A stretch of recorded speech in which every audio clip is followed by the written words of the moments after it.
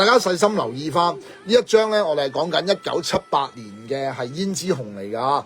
咁其實咧佢係錯咩咧？嗱，我而家話俾大家知，你見到咧佢係除咗本身紅色嘅墨水係印咗背景同埋邊位之外，佢第二隻顏色係只有藍色嘅啫。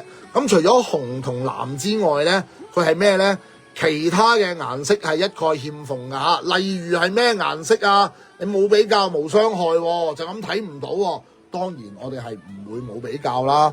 好啦，嗱，我哋咧有另外一張咧同呢張一樣嘅係胭脂紅俾大家睇下嚇。嗱，我哋放大啲睇下，你就知㗎啦。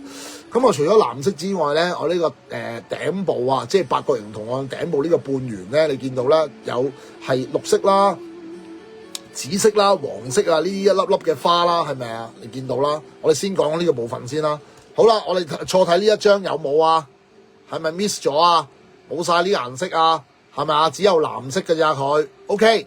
咁第二件事係咩咧？就係呢一個八角形5蚊，除咗藍色之外，係咪顏色好豐富啊？呢條龍有咩顏色啊？墨綠色啦、黃色啦、青色啦、金色啦，其他呢啲種種嘅顏色係咪喺晒呢個圈圈度？呢條龍都係黃色㗎，係咪？咁但係我哋呢張錯睇有冇啊？冇喎。